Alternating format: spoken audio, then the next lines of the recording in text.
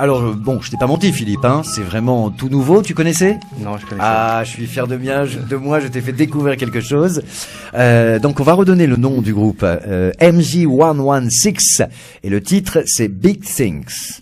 Voilà, c'est ce qui fait vibrer en ce moment les foules chinoises qui, évidemment, apprécient le hip-hop. Et c'est vraiment un mouvement de fond en ce moment, avec un son qui est proche vraiment du rap US. D'ailleurs, les producteurs se mélangent. Hein. Là, ça y est, c'est parti. Il y a du mix. Hein. Il y a des producteurs américains qui viennent en Chine, des Chinois qui vont produire leur musique au niveau du hip-hop. Là, il y a vraiment un phénomène qui se crée. Et ça nous fait bien plaisir. Alors, nous te recevons pour parler de Vision France, votre société, mon cher Philippe Liu, président donc de Vision France, société qui s'occupe d'événementiel, de tourisme également. Vous êtes aussi positionné dans l'organisation de foires, de salons professionnels, de congrès. On imagine que vous avez des journées de Premier ministre avec tout ça. Et vous avez quand même trouvé le temps de venir nous parler donc de cet événement. Nous avons parlé du Nouvel An chinois dans le 3e arrondissement que vous encadrez, que vous créez avec une animation qui est très très riche. Si vous voulez d'ailleurs retrouver tous les détails, eh bien il y a un site internet qui est dédié, c'est bien ça, hein? Est-ce que tu le connais par cœur ou il faut que je trouve sur mes petites fiches? Sur le site de la mairie, non? La mairie du 3e, oui. Oui, mairie du 3e, c'est indiqué le programme. Et le site internet de Vision France avec la partie événements, donc les dates, tout ça, les rendez-vous. Et voilà. Le programme sera partagé avec les partenaires, parisiens, donc Sortir et Figaroscope. Donc. Vision France, Vision, c'est avec un S pour tous ceux qui vont aller rechercher sur Google. Mon cher Christophe, oui, alors, troisième chapitre. Troisième chapitre. Alors déjà, j'ai appris également qu'il y avait une autre célébration qui se profilait ce mois de février. Il s'agit de la célébration du Nouvel An lunaire. Et c'est vrai que ça m'a un peu pris de court. Quelle est la différence entre le Nouvel An chinois et le Nouvel An lunaire? Enfin, en quoi c'est spécifique le Nouvel An lunaire? Le Nouvel An chinois est fêté par beaucoup d'asiatiques en fait, donc comme l'Asie du Sud-Est, donc comme le Vietnam, le Cambodge, et donc Thaïlande. En fait, il y a comme Malaisie, Singapour, tout ça. En fait, il y a une bonne population importante d'origine Chine. Donc en fait, les Chinois d'outre-mer qu'on dit. D'accord. Voilà. Et donc, mais malheureusement aujourd'hui, donc si on parle du Nouvel An chinois, ça sera en direct fêté que par les Chinois. Alors que le Nouvel An lunaire est fêté par beaucoup de pays asiatiques. Donc voilà. D'accord. Donc qui sont qui fonctionnent avec le calendrier lunaire, donc à des jours différents que le calendrier que nous on connaît. Et alors, c'est à l'hippodrome de Vincennes que vous allez faire quelque chose pour le Nouvel An lunaire. Alors qu'est-ce que vous allez faire en terre chevaline, si je puis dire, maintenant que le prix d'Amérique est passé pour ce Nouvel An lunaire? Donc, comme vous en parlez de Vision France, on fait beaucoup d'événements pour le Nouvel An chinois, et donc on a été on est invité par l'hippodrome donc de Vincennes de co-organiser avec eux donc le Nouvel An lunaire, donc, et de proposer donc un moment festif, donc non seulement donc en partager donc avec les Parisiens donc cette expérience donc du Nouvel An lunaire. Qui a un programme donc avec les danses de Lyon, donc le dragon, les spectacles et des activités donc culturelles, plus donc la gastronomie donc asiatique, donc le 25 février. Donc d'accord, donc là c'est sur un soir. Sur une journée. D'accord, sur une journée. Donc, alors qu'est-ce qu'on fait? Voilà, qu'est-ce qu'on fait? Pourquoi réserver sa journée du 25 février et aller à l'hippodrome de Vincennes? Donnez-nous envie. Donc c'est un nouveau quartier de Paris qui va dire que c'est. Oui, mais c'est au-delà du périph' quand même. Moi je suis parisien. Tout à fait. Mais c'est un rendez-vous incontournable. Vincennes, château de Vincennes, les parcs, tout ça. Donc en proposant une animation en plus pour enfants et adultes, donc famille. D'accord. Et alors qu'est-ce qu'on voit là-bas si on y va sur cette journée, quoi? Donc un défilé, puis les danses de lion et puis des danses de dragon et puis normalement donc du kung-fu. C'est-à-dire qu'il va y avoir des démonstrations, démonstrations, des personnes qui vont venir comme Bruce Lee, avec un peu de. Tout à fait. Sur le précédent, donc Nouvel An chinois à la mairie du 3e, donc on avait invité des moines de Shaolin, donc qui étaient venus faire un les authentiques moines de Shaolin, et avec une équipe franco-chinoise également. D'accord. C'était pas 100% moines de Chine. Ils sont battus, qui c'est qui a gagné? Non, c'est un spectacle. Non, c'est un spectacle. Tout est dans la gestuelle. Il y a pas de. Je suis profane. Oui, toi t'es resté dans l'époque Bruce Lee. C'est-à-dire années 70. Ça date, hein. Ouais, mais il m'a marqué, Bruce Lee. Il a fait que 5 films, c'est vrai. Mais pour ma génération, Bruce Lee, c'était la claque absolue, quoi. Avant, on avait quoi? On avait des westerns où des cow-boys se battaient et puis là, d'un coup, ça devenait de la danse. Avec Bruce Lee, ça devenait de la danse, ça devenait de la chorégraphie, ça devenait. C'est chorégraphique d'ailleurs, les moines. Et c'était mortel. Et c'était mortel en même temps. Alors qu'avant, la représentation. Oui, on a compris que tu es Bruce Lee. Restons dans le présent et les moines Shaolin. C'est un vrai. Donc là, il y a encore des représentations là cette année. Ça sera pas Shaolin. Donc ça sera donc un club donc de Kung Fu donc à Belleville qui va venir faire une démonstration. Donc voilà. D'accord. Et on peut rester sur place. Manger le soir, et c'est quoi? C'est un menu typique plutôt chinois, plutôt français, plutôt... en fait, c'est de 11h30 jusqu'à 18h30. Ah d'accord, voilà. Donc on peut manger sur place le midi. Oui, voilà. Midi, il y a une spécificité au niveau de la nourriture, parce que la nourriture concerne un peu. Il y aura 12 stands donc de cuisine asiatique chinoise, donc asiatique, et voilà. Donc vous allez découvrir 12 stands. Donc, qui correspondent à différentes spécialités, différents traiteurs, différents pays aussi. Tout à fait. D'accord. Voilà, pas mal. L'Asie, donc voilà 12. Est-ce qu'il y aura un feu d'artifice? Vous avez eu les autorisations ou pas? Non. En pleine journée, en même temps, ça s'arrête. Non, mais le soir, j'ai compris, c'est toute la journée. Non, 18h30. Écoute ce que le monsieur te dit. Oh, pardon. Moi, je suis un peu déçu vraiment là, parce que pour moi le Nouvel An chinois, c'était très associé aux pétards, etc., et aux feux d'artifice, parce qu'on adore ça nous aussi en France. Et alors, du fait que la loi se resserre là, je vais faire en part votre demande au préfet de Paris. Donc, et vous pouvez, si vous pouvez m'envoyer la pétition, je la signerai pour avoir le droit. Ceci dit, j'ouvre une parenthèse. C'est un mail que j'ai reçu il y a peu de temps d'un jeune garçon de 14 ans qui me demandait si j'avais des plans pour justement les feux d'artifice qui maintenant se vendent dans des packs en carton de 40 cm sur 40 cm et qui durent 2 minutes 30. Et ça coûte de moins en moins cher. C'était bon, en France, on touche ça à peu près aux alentours des 40-50 €.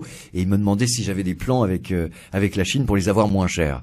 Donc tu vois, il y a un intérêt là-dessus et une association, je trouve, entre le feu d'artifice. Dès le plus jeune âge, on sait d'où ça vient. C'est les Chinois qui l'ont inventé. Tu vois ce que je veux dire? Tout à fait. Donc c'est bien dommage qu'on n'ait pas l'autorisation. Bon, continuons sur cet événement. On fera 100. En dehors de ces événements du Nouvel An spécifique, Nouvel An lunaire, le reste de l'année, vous êtes encore sur ce genre d'événementiel, ou est-ce que c'est là vous passez plus sur vos activités tourisme régulières, ou est-ce que vous voulez développer, qu'est-ce qu'on peut développer en dehors de ce Nouvel An chinois? Vous posez la question à Vision France ou à Philippe Liu? Mais je pose la question à celui qui a les deux casquettes, celui que j'ai en face de moi. Donc, Vision France est une société d'événementiel, donc on fait beaucoup d'événements. Donc on a fait un événement de Saint-Valentin. Donc pour un groupe, donc ça a été une demande de la ville de Guangzhou, donc qui voulait illuminer la tour de Canton, donc la tour la plus haute de Chine.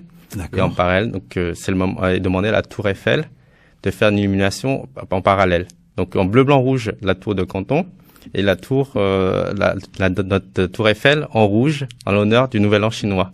Et vous avez pris votre petite valise, vous avez été voir Anne Hidalgo pour lui dire faut que tu m'allumes la tour Eiffel en rouge? On l'a demandé et donc aujourd'hui le service communication de la tour Eiffel n'a pas encore approuvé notre demande.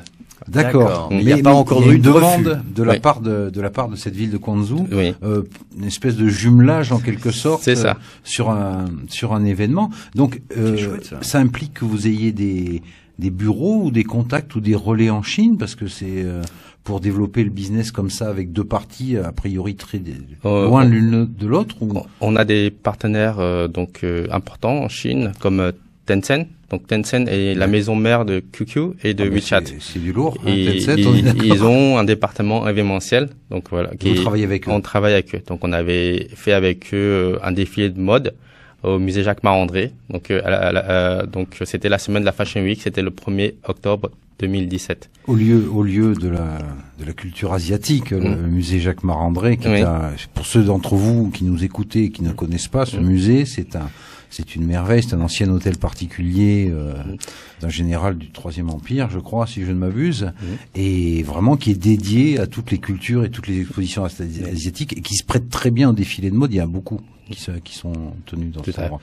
Et puis donc après, on a des créateurs de mode qui viennent donc pour la Fashion Week, donc qui privatisent des lieux pour faire les défilés, comme la créatrice Guopé, donc qui vient de finir son défilé donc le 24 janvier. Donc là, c'est une créatrice chinoise qui vient présenter ce qu'elle fait à Paris. Oui, elle est membre invitée de la haute couture, donc elle a fait son défilé au Cirque d'hiver, donc 3e arrondissement. Oui. Pardon, donc voilà, 11e, au trottoir, donc opposé, voilà.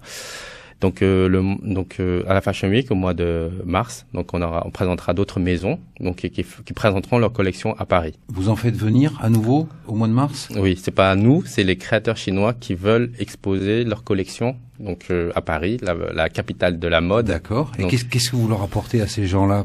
Notre savoir-faire, donc en tant qu'organisateur, donc privatisation, donc voilà, donc scénographe, donc gestion des invités, donc gestion de les écrans, les fleurs, les hôtesses d'accueil, la sécurité, tout ça.